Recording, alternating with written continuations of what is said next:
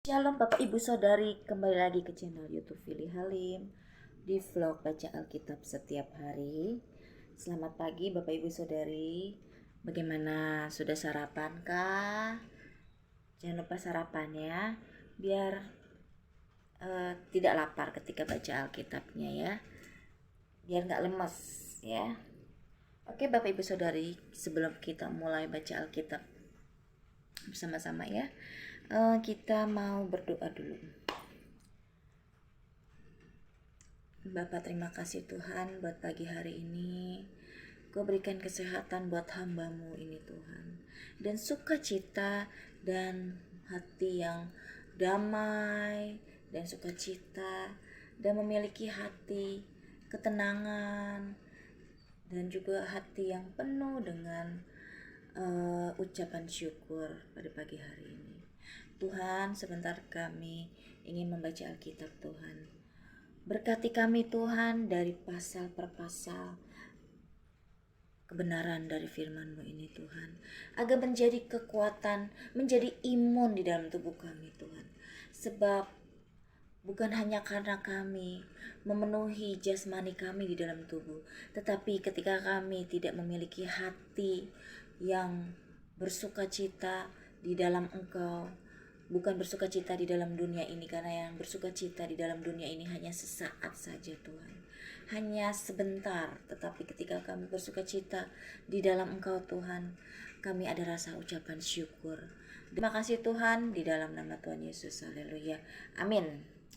Kita mulai baca ya Bapak Ibu Saudari. Ini kita membaca dari pasal 36 ya.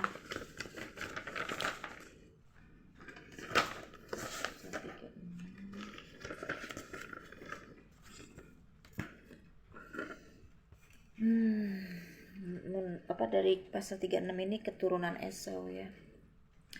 Inilah keturunan Esau, yaitu Edom. Esau mengambil perempuan-perempuan Kanaan menjadi istrinya, yakni ada anak Elon orang Het, dan Oholibama anak Ana anak Gibeon orang Hewi, dan Basmat anak Ismael adik Nebayot. Ada melahirkan Elifas bagi Esau, dan Basmat melahirkan Rehuel, dan Oholibama melahirkan Yeus, Yaelam, dan Korah. Itulah anak-anak Esau yang lahir baginya di tanah Kanaan.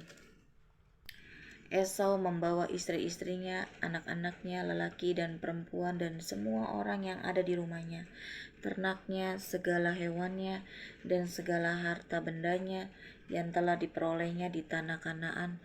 Lalu pergilah ia ke negeri lain, dan ia meninggalkan Yakub adiknya itu, sebab harta milik mereka terlalu banyak sehingga mereka tidak dapat tinggal bersama-sama, dan negeri penumpangan mereka tidak dapat membuat mereka karena banyaknya ternak mereka itu.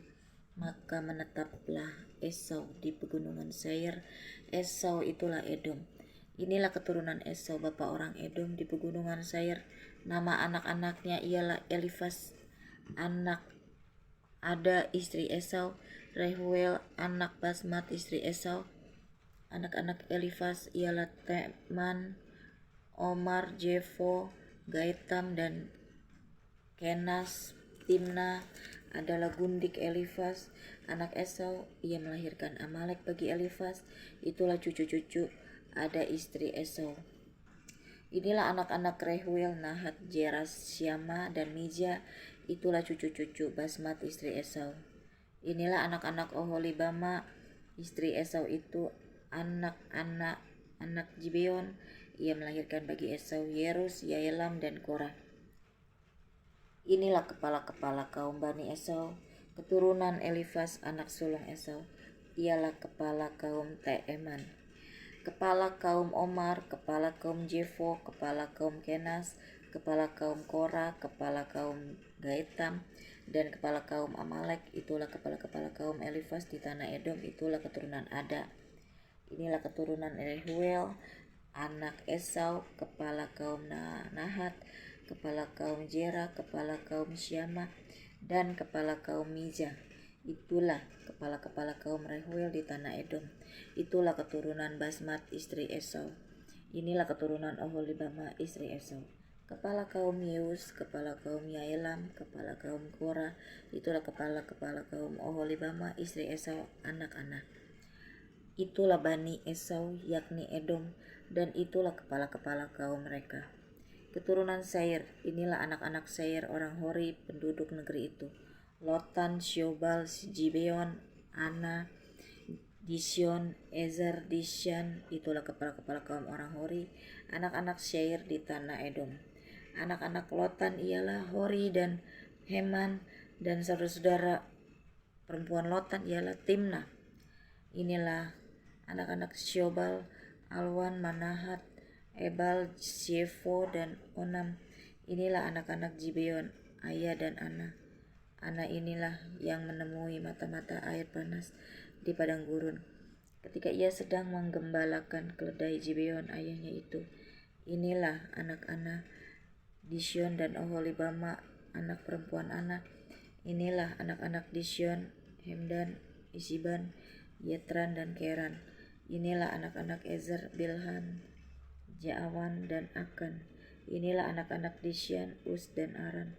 Itulah kepala-kepala kaum orang Hori, kepala kaum Lotan, kepala kaum Syobal, kepala kaum Gibeon, kepala kaum Ana, kepala kaum Disyon, kepala kaum Ezer, dan kepala kaum Disyan. Itulah kepala-kepala kaum orang Hori, kaum demi kaum di tanah Seir. Raja-raja Edom, inilah raja-raja yang memerintah di tanah Edom sebelum ada seorang raja memerintah atas orang Israel. Di Edom yang memerintah ialah Bela bin Beor, dan kotanya bernama Dinhaba. Setelah Bela mati, Yobab bin Jera dari Bosra menjadi raja menggantikan dia. Setelah Yobab mati, Hushaim dari negeri orang Teeman menjadi raja menggantikan dia. Setelah Hushaim mati, Hadad bin Bedad menjadi raja menggantikan dia. Dialah yang memukul kala orang Midian di daerah Moab, dan kotanya bernama Awit. Setelah Hadad mati, Samla dari Masreka menjadi raja menggantikan dia. Setelah Samla mati, Saul dari Rehobot yang di pinggir sungai menjadi raja menggantikan dia. Setelah Saul mati, Baal-Hanan bin Akbor menjadi raja menggantikan dia. Setelah Baal-Hanan bin Akbor mati, Hadar menjadi raja menggantikan dia. Kotanya bernama Pahu, dan istrinya bernama Mehetabel binti Matred binti Mejahab. Inilah nama kepala-kepala kaum Esau menurut kaum dan tempat mereka dengan nama mereka masing-masing. Kepala kaum Timna kepada kepala kaum Alwa, kepala kaum Yetet, kepala kaum Oholibama, kepala kaum Ela, kepala kaum Pinon, kepala kaum Kenas, kepala kaum Teeman, kepala kaum Mibzar, kepala kaum Magdil, dan kepala kaum Iram. Itulah kepala-kepala kaum Edom menurut tempat kediaman mereka di tanah milik mereka. Edom ialah Esau, bapak orang Edom. Kita lanjut ke pasal 37 ya. Yusuf dan saudara-saudaranya.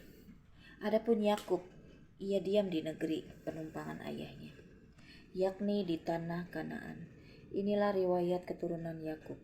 Yusuf tatkala berumur 17 tahun, jadi masih muda, biasa menggembalakan kambing domba bersama-sama dengan saudara-saudaranya. Anak-anak Bilha dan Jilpa, kedua istri ayahnya, dan Yusuf menyampaikan kepada ayahnya kabar tentang kejahatan saudara-saudaranya. Israel lebih mengasihi Yusuf dari semua anaknya yang lain, sebab Yusuf itulah anaknya yang lahir pada masa tuanya. Dan ia menyuruh membuat jubah yang maha indah bagi dia. Setelah dilihat oleh saudara-saudaranya bahwa ayahnya lebih mengasihi Yusuf dari semua saudaranya, maka bencilah mereka itu kepadanya, dan tidak mau menyapanya dengan ramah. Pada suatu kali bermimpilah Yusuf, lalu mimpinya itu diceritakannya kepada saudara-saudaranya, sebab itulah mereka lebih benci lagi kepadanya. Karena katanya kepada mereka, "Coba dengarkan mimpi yang kumimpikan ini. Tampak kita sedang di ladang mengikat berkas-berkas gandum. Lalu bangkitlah berkasku dan tegak berdiri. Kemudian datanglah berkas-berkas kamu sekalian mengelilingi dan sujud menyembah kepada berkasku itu." Lalu saudara-saudaranya berkata kepadanya, "Apakah engkau ingin menjadi raja atas kami? Apakah engkau ingin berkuasa atas kami?" Jadi makin bencilah mereka kepadanya karena mimpinya dan karena perkataannya itu. Lalu ia memimpikan pula mimpi yang lain yang diceritakannya kepada saudara-saudaranya. Katanya, "Aku bermimpi pula tampak matahari, bulan, dan 11 bintang sujud menyembah kepadaku." Setelah hal ini diceritakannya kepada ayah dan saudara-saudaranya, maka ia ditegur oleh ayahnya, "Mimpi apa mimpimu itu? Masakan aku dan ibumu serta saudara-saudaramu sujud menyembah kepadamu sampai ke tanah?"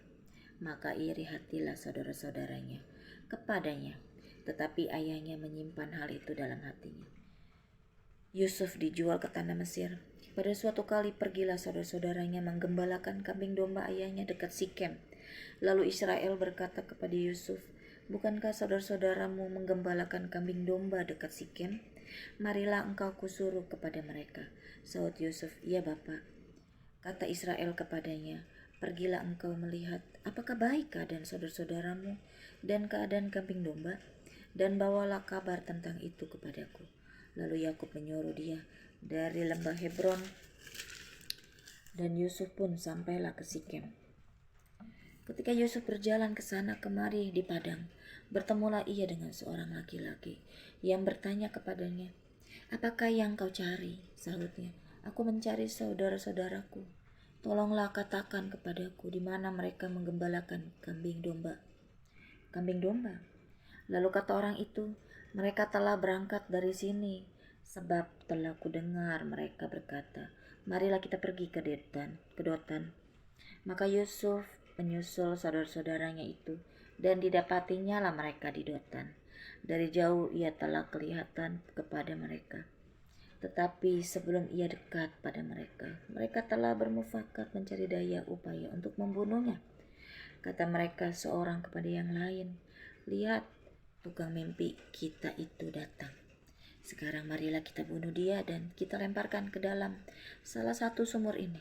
Lalu kita katakan seekor binatang buas telah menerkamnya, dan kita akan lihat nanti bagaimana jadinya mimpinya itu." Ketika Ruben mendengar hal ini, ia ingin melepaskan Yusuf dari tangan mereka. Sebab itu katanya, "Janganlah kita bunuh dia." Lagi kata Ruben kepada mereka, "Janganlah tumpahkan darah. Lemparkanlah dia ke dalam sumur yang ada di padang gurun ini. Tetapi janganlah apa-apakan dia." Maksudnya hendak melepaskan Yusuf dari tangan mereka dan membawanya kembali kepada ayahnya.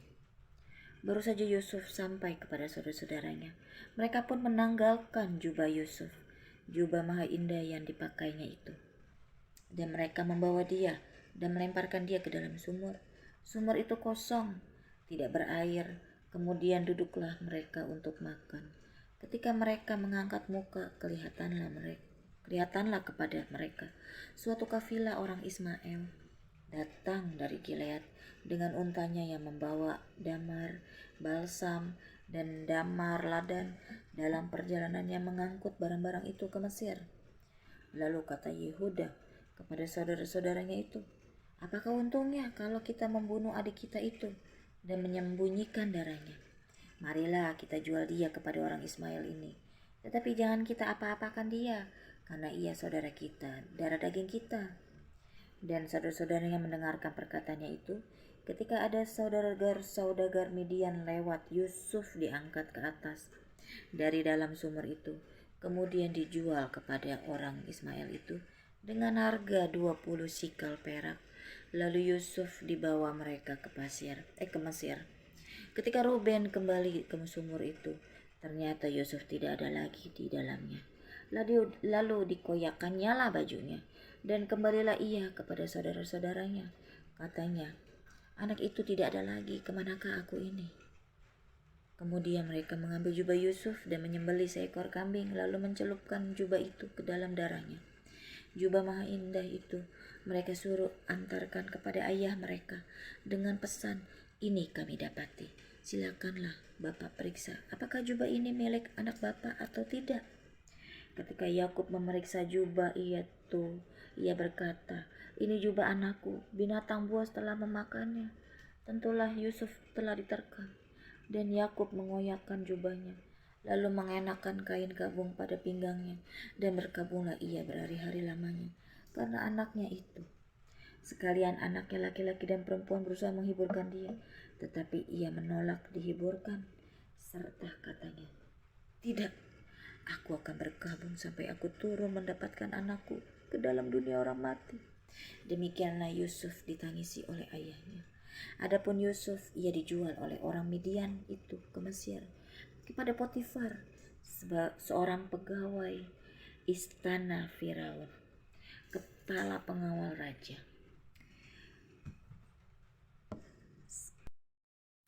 Pasal 38. Yehuda dan Tamar. Pada waktu itu Yehuda meninggalkan saudara-saudaranya dan menumpang pada seorang adulam yang namanya Hira. Di situ Yehuda melihat anak perempuan seorang Kanaan. Nama orang itu ialah Shua. Lalu Yehuda kawin dengan perempuan itu dan menghampirinya. Perempuan itu mengandung, lalu melahirkan seorang anak laki-laki dan menamai anak itu ya. Sesudah itu perempuan itu mengandung lagi, lalu melahirkan seorang anak laki-laki dan menamai anak itu Onan. Kemudian perempuan itu melahirkan seorang anak laki-laki sekali lagi dan menamai anak itu Shelah. Yehuda sedang berada di Kezib ketika anak itu dilahirkan. Sesudah itu Yehuda mengambil bagi anak sulungnya seorang istri yang bernama Tamar. Tetapi anak sulung Yehuda itu adalah jahat di mata Tuhan. Maka Tuhan membunuh dia. Lalu berkatalah Yehuda kepada Onan, hampirilah istri kakakmu itu. Kawinlah dengan dia sebagai ganti kakakmu dan bangkitkanlah keturunan bagi kakakmu. Tetapi Onan tahu bahwa bukan ia yang mempunyai keturunannya nanti. Sebab itu setiap kali ia menghampiri istri kakaknya itu, ia membiarkan maninya terbuang supaya ia jangan memberi keturunan kepada kakaknya. Tetapi yang dilakukannya itu adalah jahat di mata Tuhan. Maka Tuhan membunuh dia juga. Lalu berkatalah Yehuda kepada Tamar menantunya itu, tinggallah sebagai janda di rumah ayahmu sampai anakku Shelah itu besar. Sebab pikirnya jangan-jangan ia mati seperti kedua kakaknya itu. Maka pergilah Tamar dan tinggal di rumah ayahnya. Setelah beberapa lama matilah anak Shua, istri Yehuda habis berkabung. Pergilah Yehuda ke Timna kepada orang-orang yang menggunting bulu domba-dombanya bersama dengan Hira, sahabatnya orang adulam itu. Ketika dikabarkan kepada Tamar, bapak mertuamu sedang di jalan ke Timna untuk menggunting bulu domba-dombanya, maka ditanggalkannya lah pakaian kejandaannya. Ia bertelekung dan berselubung, lalu pergi duduk di pintu masuk ke Enaim di jalan ke Timna, karena dilihatnya bahwa Shelah telah menjadi besar, dan dia tidak diberikan juga kepada Shelah itu untuk menjadi istrinya. Ketika Yehuda melihat dia, disangkanyalah dia seorang perempuan sundal, karena ia menutupi mukanya. Lalu berpalinglah Yehuda mendapatkan perempuan yang di pinggir jalan itu, serta berkata, marilah, aku mau menghampiri engkau. Sebab ia tidak tahu bahwa perempuan itu menantunya. Tanya perempuan itu, apakah yang akan kau berikan kepadaku jika engkau menghampiri aku? Jawabnya, aku akan mengirimkan kepadamu seekor anak kambing dari kambing dombaku. Kata perempuan itu, asal engkau memberikan tanggungannya sampai engkau mengirimkannya kepadaku. Tanyanya, apakah tanggungan yang harus kuberikan kepadamu? Jawab mereka itu, cap materaimu serta kalungmu dan tongkat yang ada di tanganmu itu. Lalu diberikan nyala semuanya itu kepadanya. Maka ia menghampirinya. Perempuan itu mengandung daripadanya. Bangunlah perempuan itu, lalu pergi. Ditanggalkannya lah telekungnya dan dikenakannya lah pula pakaian kejandaannya. Adapun Yehuda, ia mengirimkan anak kambing itu dengan perantaraan sahabatnya, orang Adulam itu, untuk mengambil kembali tanggungannya dari tangan perempuan itu, tetapi perempuan itu tidak dijumpainya lagi. Ia bertanya-tanya di tempat tinggal perempuan itu, di manakah perempuan jalang yang duduk tadinya di pinggir jalan di Enaim itu? Jawab mereka, tidak ada di sini perempuan jalang. Kembalilah ia kepada Yehuda dan berkata, tidak ada kujumpai dia. Dan juga orang-orang di tempat itu berkata, tidak ada perempuan jalang di sini. Lalu berkatalah Yehuda, biarlah barang-barang itu dipegangnya, supaya kita jangan menjadi buah olok-olok orang. Sungguhlah anak kambing itu telah kukirimkan, tapi engkau tidak menjumpai perempuan itu. Sesudah kira-kira 3 bulan dikabarkanlah kepada Yehuda, Tamar menantumu bersundal, bahkan telah mengandung dari persundalannya itu. Lalu kata Yehuda, bawalah perempuan itu supaya dibakar. Waktu dibawa perempuan itu menyuruh orang kepada mertuanya mengatakan, dari laki-laki yang mempunyai barang-barang inilah yang aku mengandung. Juga dikatakannya, periksalah siapa yang mempunyai cap materai serta kalung dan tongkat ini. Yehuda memeriksa barang-barang itu lalu berkata, bukan aku, tetapi perempuan itulah yang benar, karena memang aku tidak memberikan dia kepada Sheila anakku, dan ia tidak bersetubuh lagi dengan perempuan itu. Pada waktu perempuan itu hendak bersalin, nyatalah ada anak kembar dalam kandungannya. Dan ketika ia bersalin, seorang dari anak itu mengeluarkan tangannya, lalu dipegang oleh bidan, diikatnya dengan benang kirmisi, serta berkata, inilah yang lebih dahulu keluar. Ketika anak itu menarik tangannya kembali, keluarlah saudaranya laki-laki dan bidan itu berkata, alangkah kuatnya engkau menembus keluar. Maka anak itu dinamai Peres. Sesudah itu keluarlah saudaranya laki-laki yang tangannya telah terikat benang kirmisi itu. Lalu kepadanya diberi nama Jera.